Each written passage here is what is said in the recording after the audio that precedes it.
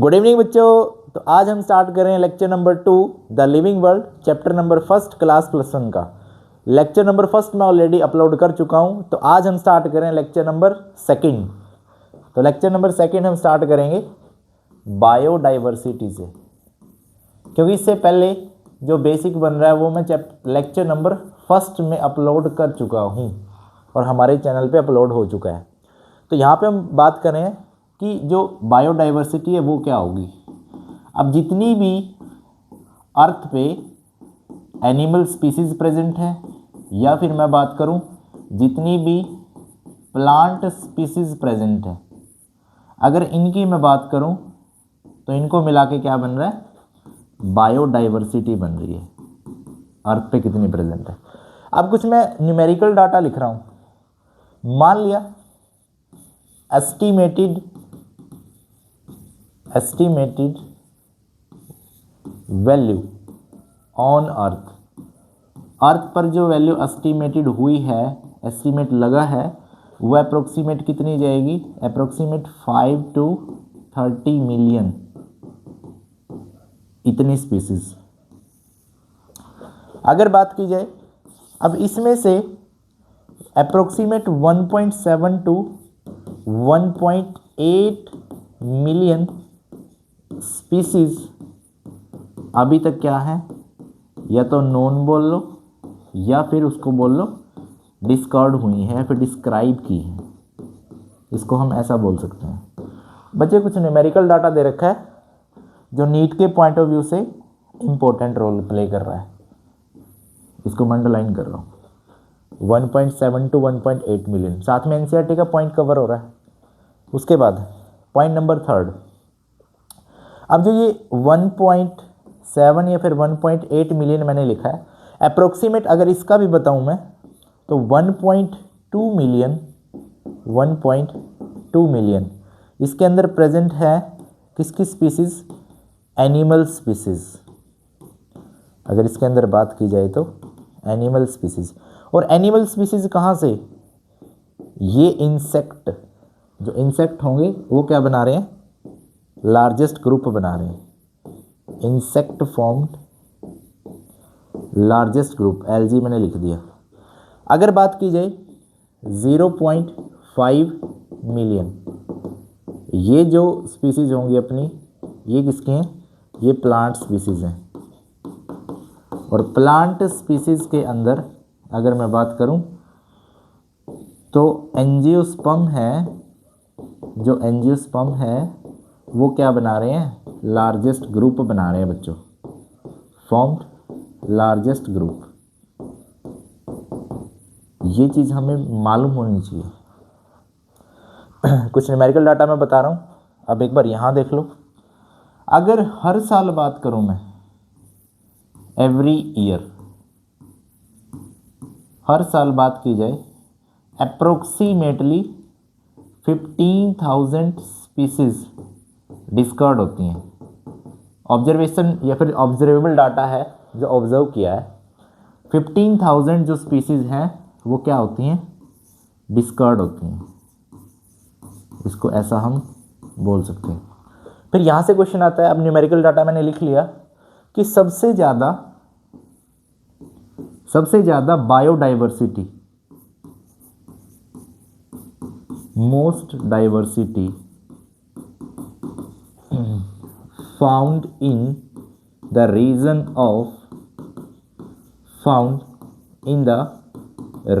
Of किसके अंदर मिलती है, मैक्सिमम बायोडाइवर्सिटी बोल सकते हो। यहाँ पे एक पॉइंट लगा लो, that is maximum biodiversity.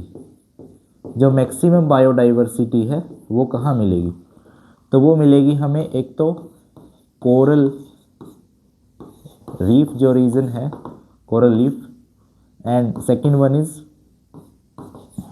Amazon rain forest. ठीक है, ये तुम्हें मालूम होना चाहिए। ये जो पॉइंट मैंने लिखवाए इसमें न्यूमेरिकल डाटा भी कवर हो रहा है और साथ में जो एनसीईआरटी की लाइन है वो भी हम कवर कर रहे हैं, ये नोट कर लेना। उसके बाद चल रहे हम सेकंड पे। अब जो सेकंड पॉइंट मैं बना रहा हूँ, अभी हम बात कर रहे हैं सर अर्नेस्ट मेयर की, अर्नेस्ट मेयर की। अब इनके बारे में थोड़ा सा जान लेते हैं। यहाँ पे मैं क्यों डिस्कस कर रहा हूँ, इनका मैं यहाँ पे क्यों जिक्र कर रहा हूँ, क्योंकि इनका बायोडाइवर्सिटी में काफ़ी अच्छा रोल है, बहुत अहम रोल मैं बोल सकता हूँ। इनको फादर नहीं, डार्विन ऑफ 20th सेंचुरी भी बोलते हैं। ये चीज़ नोट करना, ठीक है, फर्स्ट पॉइंट। सेकंड पॉइंट अगर मैं यहाँ पे बनाना चाहूँ तो इसको ट्रिपल क्राउन ऑफ बायोलॉजी के नाम से जाना जाता है। तीन इसको नोबेल प्राइजेस मिले हुए हैं। उसके बाद थर्ड अगर मैं बात करूं तो थर्ड में इसने क्या दिया था, इसने बायोलॉजिकल कंसेप्ट दिया था, बायोलॉजिकल कंसेप्ट ऑफ स्पीसीज, ठीक है, जो कि अक्सर पूछा जाता है। अब ये इस जो अर्नेस्ट मेयर सर है, इनके बारे में दे रखा है समरी में, लेकिन कुछ बच्चे समरी को करते हैं स्किप, वो समरी को कर देते हैं स्किप, और समरी को स्किप करते ही अपने चले जाते हैं 4 मार्क्स। तो इसको स्किप कभी नहीं करना, ठीक है, 4 मार्क्स जरूरी हैं। उसके बाद फिर हम चल रहे हैं, अगर मैं बात करूं कि प्लांट स्पीसीज लगा लो, एनिमल स्पीसीज लगा लो, फिर ऑर्गेनिजम्स कोई भी लगा लो, उनकी बहुत सारी स्पीसीज प्रेजेंट है अर्थ पे। तो अगर हम उनको एक सिस्टमेटिक वे से एक ग्रुप में अगर अरेंज नहीं करेंगे तो हम उनको नहीं समझ पाएंगे। तो साइंटिस्ट ने क्या किया, उनको समझने के लिए एक अरेंजमेंट बनाई, जिसको हम क्या बोलते हैं, सिस्टमेटिक बोलते हैं, या फिर हम उसको टेक्सोनॉमी बोलेंगे, लेकिन दोनों में फ़र्क है, वो मैं बताऊंगा अभी। तो बात कर लेते हैं हम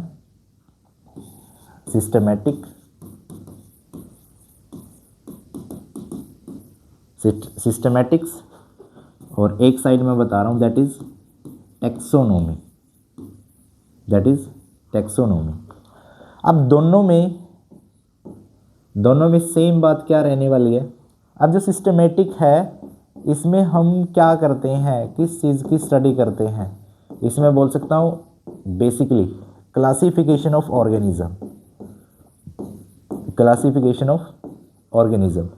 सेम इसमें भी हम यही करते हैं, क्लासिफिकेशन ऑफ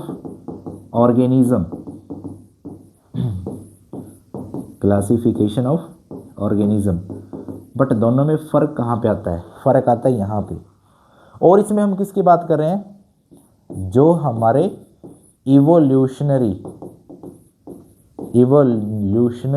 रिलेशनशिप बनते हैं, या फिर इन शॉर्ट में आप इसको बोल सकते हैं दैट इज फाइलोजेनेटिक्स, ठीक है। अब यहाँ पे अगर मैं बात करूँ टेक्सोनॉमी में, हम क्लासीफाई तो करते हैं ऑर्गेनिज्म को, किसके बेस पे करते हैं, बेसिकली जो टेक्सोनॉमी में क्या बोल सकता हूँ, इसमें हम डिस्कस करते हैं principles and procedure, principle and procedures, किस चीज़ का प्रिंसिपल या फिर किस चीज़ का प्रोसीजर की मैं बात कर रहा हूँ, टू क्लासीफाई एन ऑर्गेनिज्म को क्लासीफाई किस बिहाफ पे कर रहे हैं हम, ठीक है, उसको हम इस पे डिस्कस करते हैं। बेसिकली यहाँ पे बताया जाता है कि जो क्लासिफिकेशन करते हैं हम ऑर्गेनिज्म की टेक्सोनॉमी में, वो किस किस पे बेस करते हैं। फर्स्ट अगर मैं बात करूं दैट इज आइडेंटिफाई करते हैं। सेकंड जो पॉइंट मैं बना रहा हूँ दैट इज नोमेनक्लेचर, किसी स्पीसीज का नाम क्या है, ये होगा इसका नोमेनक्लेचर। एंड थर्ड अगर मैं पॉइंट की बात करूं तो थर्ड पॉइंट क्या बन रहा है अपना, that is classification, that is classification. ठीक है, ये चीज़ मैं बोल सकता हूँ कि टेक्सोनॉमी में हम ये चीज़ पढ़ने वाले हैं। उसके बाद नेक्स्ट अगर मैं बात करूँ, अब हम स्टार्ट कर रहे हैं किसके बारे में, सेम। अब जो टेक्सोनॉमी है, टेक्सोनॉमी अभी मैंने बता दिया हम इसमें किस चीज़ का डिस्कस करने वाले हैं। अब जो अगर टेक्सोनॉमी टर्म है वो किसने कोइन की थी, कोइन बाय A.P. कैंडोली। ये साइंटिस्ट के नाम है जो हमें याद रखने हैं। मैं फिर कह रहा हूँ, साथ साथ में हम NCERT की लाइन को कवर कर रहे हैं, तो दूर भागने की ज़रूरत नहीं है। अब उसके बाद अब हमने टेक्सोनॉमी में क्या किया है, किसी ऑर्गेनिज्म को आइडेंटिफाई कर लिया, नाम दे दिया यानी कि नोमेनक्लेचर कर लिया, एंड उसको क्लासीफाई कर दिया। लेकिन हर ऑर्गेनिज्म का अपना एक टेक्सा होता है, अपना एक टेक्सोन होता है। तो अलग अलग ऑर्गेनिज्म को अलग अलग टेक्सा के अंदर रखा गया है।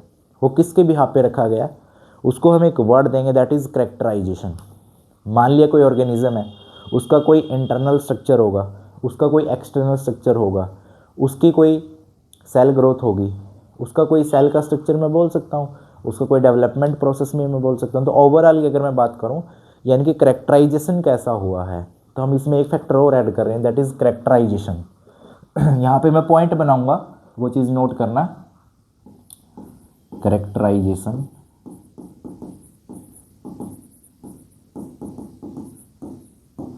Secondly same, that is identification. उसके बाद अगर बात की जाए तो अपने पास था nomenclature, nomenclature. And last one हमारा क्या बन रहा था, that is classification, classification.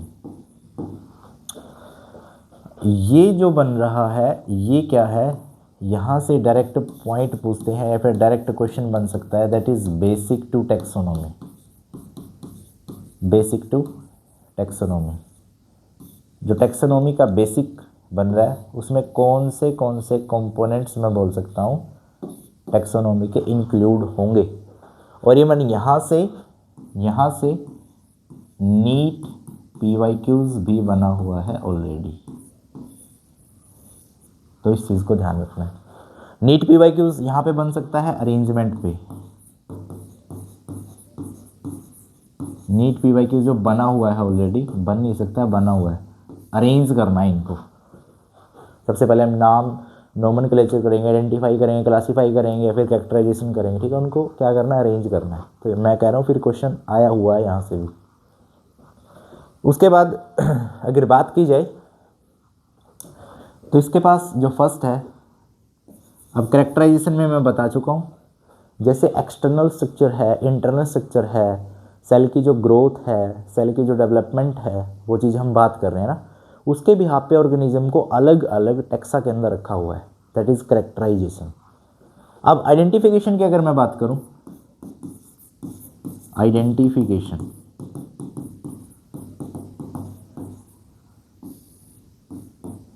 Identification basically एक सिंपल वर्ड में बोल सकता हूं कि सबसे पहले हम क्या करें, किसी ऑर्गेनिज्म को आइडेंटिफाई कर रहे हैं ताकि हम उस पर फर्दर क्या करें, उसका नाम क्या होगा, उसका क्या सिस्टमेटिक होगा, कि कैसे उसकी क्लासिफिकेशन होंगे ना, ये सब कुछ अगर मैं बात करूँ तो सबसे पहले हम आइडेंटिफाई कर रहे हैं।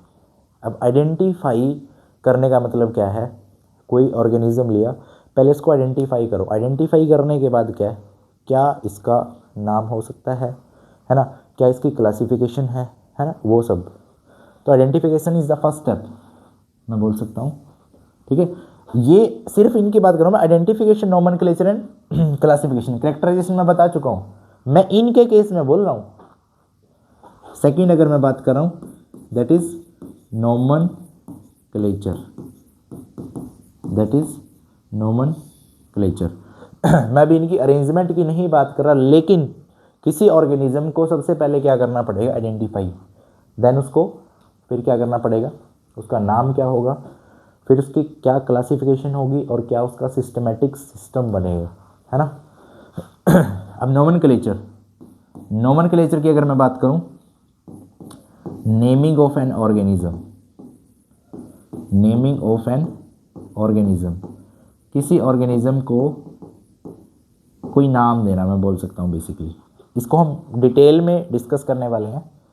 थर्ड जो पॉइंट मैं बना रहा हूं दैट इज क्लासिफिकेशन।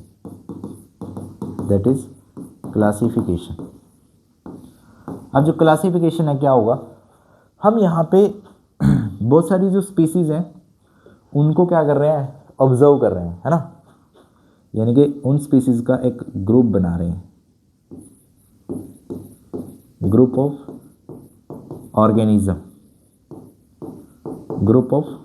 ऑर्गेनिजम्स, ठीक है।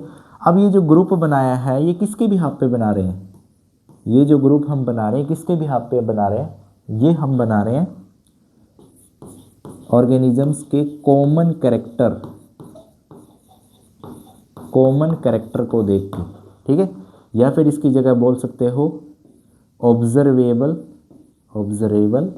कैरेक्टर, जो कैरेक्टर ऑब्जर्व किए हैं उनके बिहाफ पे मैं इनको बोल सकता हूँ, ठीक है। अब मैं देखो स्पीसीज यूज कर रहा हूँ, ऑर्गेनिज्म। अब बात सुनना ध्यान से, अगर मैं बात करूँ कि इसमें स्पीसीज किसको बोल रहा हूँ, मैं स्पीसीज किसको बोल रहा हूँ। अब स्पीसीज में वो कोई ऑर्गेनिज्म भी हो सकता है, बैक्टीरिया लगा लो, है ना, या फिर वो कोई प्लांट भी हो सकता है, या फिर वो कोई एनिमल भी हो सकता है। तो इस कंफ्यूजन को दूर कर लेना, ठीक है, यहाँ तक नोट कर लेना। अब देखो क्लासिफिकेशन में बता चुका हूँ। अभी हम जो डिटेल में डिस्कस करने वाले हैं दैट इज नोमेनक्लेचर, है ना। चलो फिर नोमेनक्लेचर हम सीखने वाले हैं।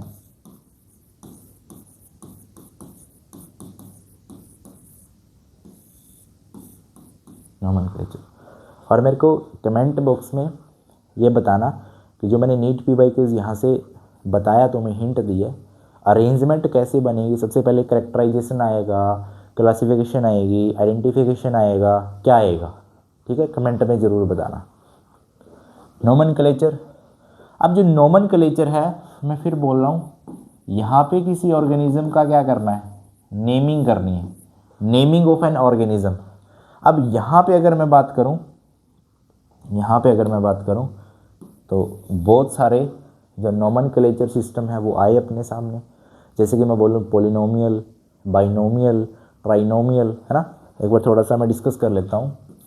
जैसे कि अपने पास है पॉलिनोमियल नोमेनक्लेचर,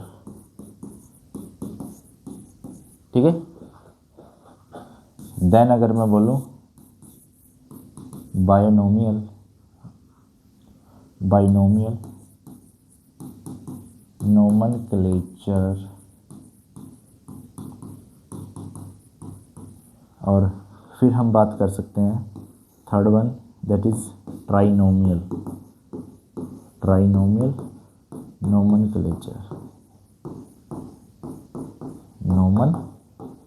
नोमेनक्लेचर, ठीक है। इनकी हम बात करने वाले हैं।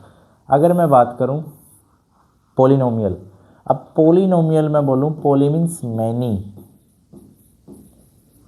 ठीक है, मैनी कंपोनेंट्स बोल लो, या फिर इसको बेसिकली बोल सकते हो इन एनी रीडिंग लैंग्वेज में मैनी लैटिन वर्ड्स, बहुत सारे लैटिन वर्ड्स हो जाएंगे। अब जब जितने ज़्यादा लैटिन वर्ड्स होंगे उनको क्या होगा, मुश्किल होगा याद रखना, यानी कि मैं बोल सकता हूँ डिफ़िकल्ट टू रिमेंबर। उनको याद रखना उतना ही क्या है, मुश्किल है। पॉलिनोमियल नोमेनक्लेचर इसलिए हमारे काम का नहीं रहा। उसके बाद है binomial nomenclature, bi means two, यानी कि इसके पास टू वर्ड्स बोल लो या फिर टू कंपोनेंट्स बोल लो, है ना, या फिर मैं बोल सकता हूँ टू लैटिन वर्ड्स बोल लो इसके पास होंगे। बाई मीन्स टू, ठीक है, इसको एक बार ये बता दूं मैं, फिर इसको डिस्कस करने वाले हैं आराम से। अब जो ट्राइनोमियल नोमेनक्लेचर होगा वो किसने दिया है? Given by Lamarck. इसमें क्या होगा, इसमें बताया उसने 3 कंपोनेंट्स बोल लो, या फिर बोल लो बच्चों 3 लैटिन वर्ड्स होंगे, या फिर बोल लो 3 लैटिन वर्ड्स होंगे। ये चीज़ क्लियर? अब जो 3 कंपोनेंट्स या फिर 3 लैटिन वर्ड्स हैं वो किस किस को डिफाइन कर रहे हैं? अगर मैं बताऊं, फर्स्ट किसको डिफाइन कर रहा है? फर्स्ट बता रहा है अपना जीनस को। सेकंड वाला होगा, सेकंड जो हमारा बता रहा है वो बता रहा है सब स्पीसीज को। एंड थर्ड जो कंपोनेंट, थर्ड जो लैटिन वर्ड होगा वो बताएगा वैरायटीज़ को, वो बताएगा बच्चों वैरायटीज़ को। अब यहाँ पे देखो जीनस, सब स्पीसीज में ले लो तुम किसको? एनिमल्स की बात करते हैं। वैरायटीज़ में किसकी बात करोगे? प्लांट्स की बात करोगे। बात क्लियर? इसके बारे में जान लिया। अब हमें प्रॉपरली जानना है बाइनोमियल नोमेनक्लेचर के बारे में। अब जो बाइनोमियल नोमेनक्लेचर होगा, बेसिकली अगर मैं बात करूं, इसमें क्या होगा, ये प्रपोज किसने किया था? प्रपोज्ड बाय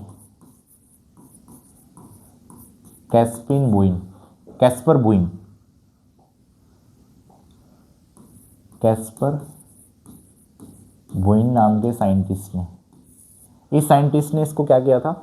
प्रपोज किया था। इसकी एक बुक थी, दैट इज पाइनेक्स नाम से एक बुक थी, उसमें इसको प्रपोज किया था बाइनोमियल नोमेनक्लेचर को। बाद में इसको क्या कर दिया? इस्टेब्लिश्ड कर दिया। किसने? लिन्नास ने।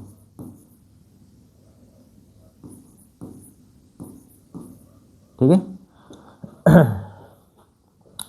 लिन्नास ने इसके प्रिंसिपल्स, मैं बोल लूं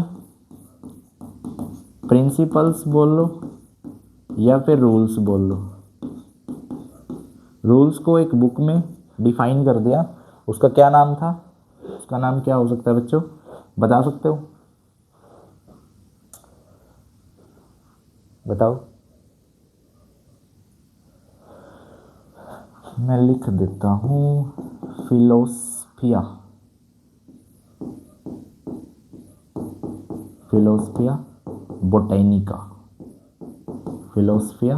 बोटेनिका। यानी कि इसके अंदर क्या किया, जितने भी रूल्स हैं नोमेनक्लेचर के, नाम को लिखने के, है ना, वो सब इसके अंदर डिस्कस कर दिए। चलो फिर हम पढ़ते हैं।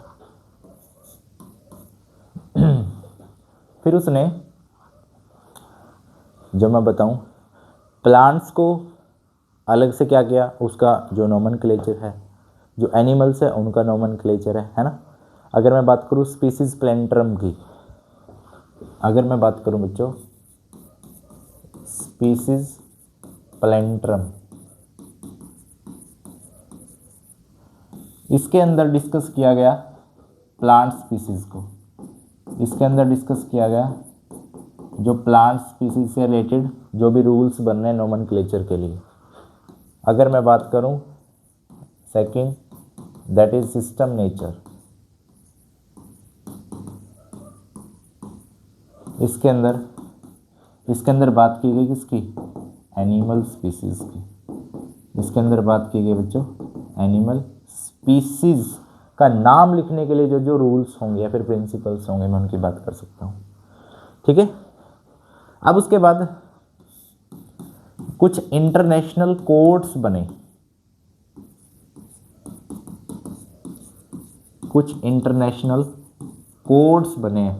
किसके लिए? For nomenclature. अब वो कौन से थे? मैं बात करूं तो फर्स्ट अगर मैं बोलूं दैट इज ICBN का पूरा नाम होगा इंटरनेशनल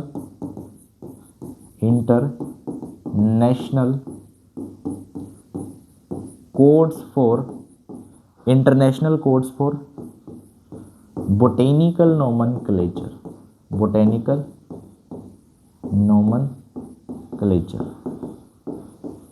ठीक है, अब देखो BN है, that is botanical nomenclature. Secondly अगर मैं बात करूं, that is ICZN, international code for botanical, sorry Z for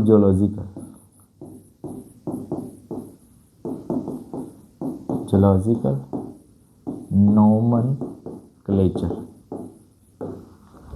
अगर मैं थर्ड केस लूं तो थर्ड केस में बोल सकता हूं दैट इज ICVN,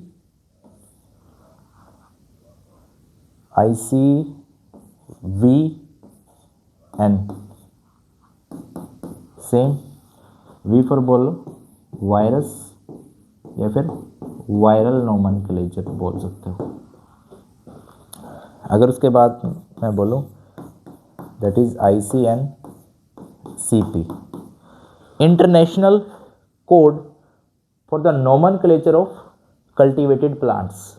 ठीक है, इसमें क्या किसके बारे में बात करें, जो कल्टीवेटेड प्लांट्स होंगे, कल्टीवेटेड जो भी प्लांट्स होंगे उनके बारे में। और एक मैं बता सकता हूं that is ICNB, international code for nomenclature of bacteria. इसमें हम किसके नोमेनक्लेचर की बात करें, बेसिकली बैक्टीरिया के। तो ये कुछ कोड बनाए थे, ठीक है, नोमेनक्लेचर के लिए मैं बात कर सकता हूँ। अब उसके बाद हम बात कर रहे हैं कि कोई भी अगर हम स्पीसीज़ लिख रहे हैं, किसी का अगर नाम हम लिख रहे हैं, तो उसको लिखने के लिए रूल्स क्या क्या होंगे, अब उनकी हम बात करते हैं। देखो, हम रूल्स को डायरेक्ट ना लिख के पहले हम स्पीसीज़ को उसका एक लोकल नेम लिख लेते हैं जिसको हम वर्नाकुलर बोलते हैं। ठीक है, फिर हम उसका क्या करेंगे, जो उसका साइंटिफिक नेम होगा, बायोलॉजिकल नेम होगा, हम उसको वो लिखेंगे और फिर वहाँ से हम उसके क्या करेंगे, रूल्स बनाएंगे ताकि हमें वो याद रहे, रटना नहीं है कुछ भी। जैसे मैं बात करूं वर्नाकुलर, या फिर इसको तुम सिंपल लैंग्वेज में लोकल नेम बोल सकते हो। ठीक है, जो लोकल नेम बनाया जाता है, जैसे सपोज का किसी का नाम भी कुछ भी बना देते हैं, है ना, जैसे कोई भी लगा लो, कुछ भी हो सकता है लोकल नेम, जैसे पप्पू लगा लिया, कुछ भी लगा लिया, लोकल नेम कुछ भी हो सकता है। रियल नेम वो होगा उसका जो पब्लिश हुआ है।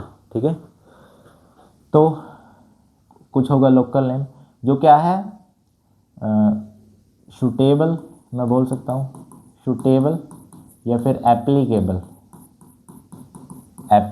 फॉर लोकल यूज बोल सकते हो। ठीक है, जो बेसिकली मैं बोल रहा हूँ जो घरों पे यूज़ कर रहे हैं, लोकल एरिया के अंदर हम यूज़ कर रहे हैं। सेकेंडली अगर मैं बात करूँ, second one is biological name या फिर साइंटिफिक नेम, इसको हम बोलते हैं। अब देखो, मैं एक स्पीसीज ले लेता हूँ, एक फ्रूट ले लिया मैंने, दैट इज मैंगो, है ना। इसको एक बार मैं साफ कर दूँ, अंडरलाइन को, मैंगो। अब इसका बायोलॉजिकल नेम होगा that is Mangifera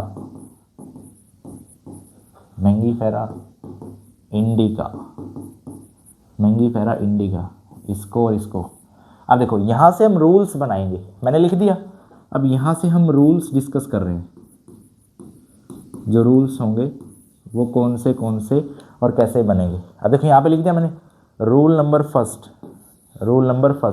first rule क्या होगा, जो बाइनोमियल नोमेनक्लेचर होगा उसके पास दो कंपोनेंट है, first one component and second component. जो फर्स्ट कंपोनेंट होगा वो किसको डिनोट कर रहा है, वो जीनस को। सेकंड वाला जो कंपोनेंट होगा वो किसको डिनोट कर रहा है, वो स्पीसीज को। यानी कि मैं बोल सकता हूँ ये जो बना है अपना, दैट इज कंपोनेंट 1 या फिर वर्ड 1। अब जो कंपोनेंट 1 होगा बच्चों, वो डिनोट किसको कर रहा है, वो डिनोट कर रहा है जीनस, यानी कि जेनरिक बोल सकते हो। अब जो ये वाला है ये किसको डिनोट कर रहा है, ये स्पीसीज को बोल सकते हो, या फिर इसको तुम बोल सकते हो स्पेसिफिक एपिथेट, स्पेसिफिक एपिथेट। बात क्लियर? यानी कि ये बेसिकली किसको डिनोट कर रहा है, स्पीसीज को। ठीक है, तो मैं बोल सकता हूँ कि जो फर्स्ट मैं लिखूँ कि दो कंपोनेंट्स होंगे, टू कंपोनेंट्स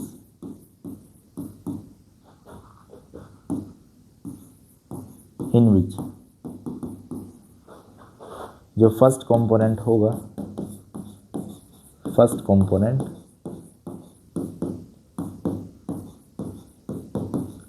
that will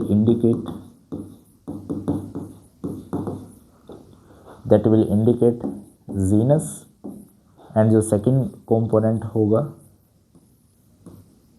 जो सेकंड कंपोनेंट होगा बच्चों, वो किसको इंडिकेट कर रहा है, वो इंडिकेट कर रहा है स्पीसीज को, या फिर मैं बोल सकता हूँ इसको specific epithet,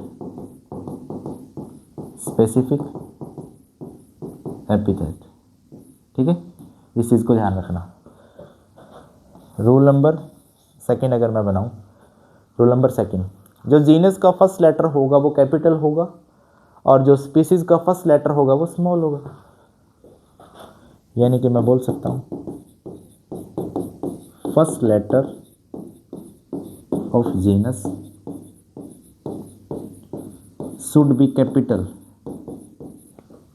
should be capital Y, the first letter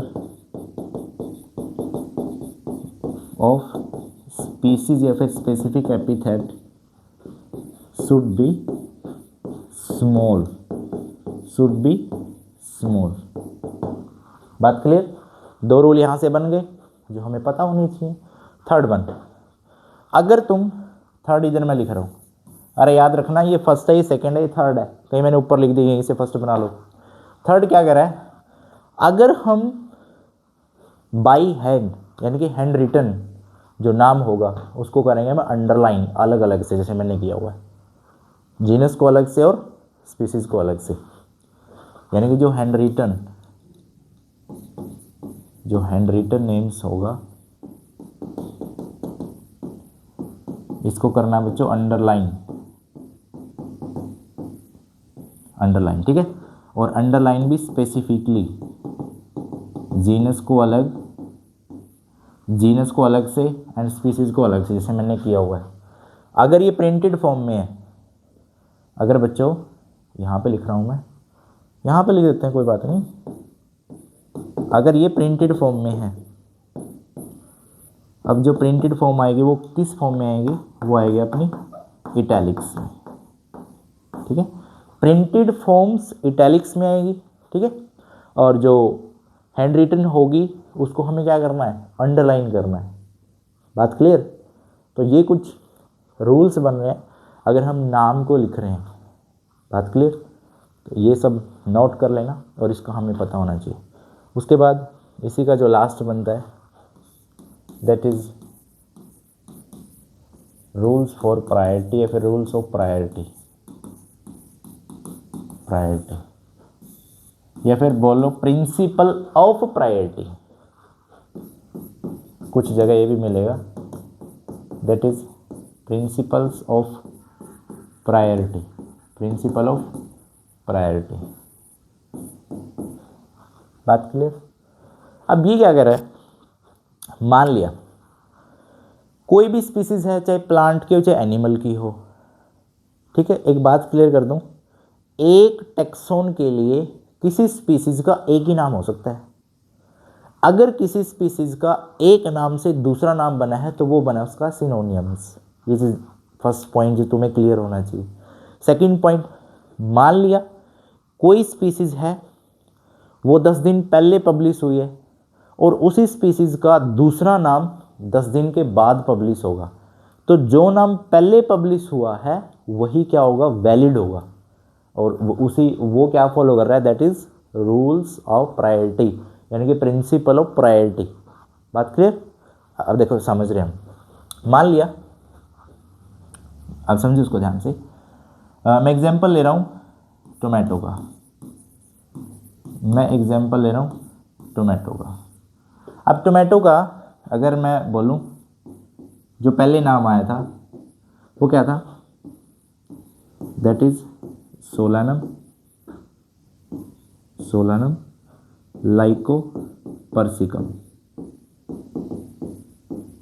ठीक है, बाद में इसका नाम जो बना, जिसका नाम बना, दैट इज लाइको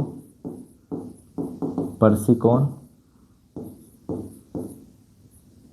ESCU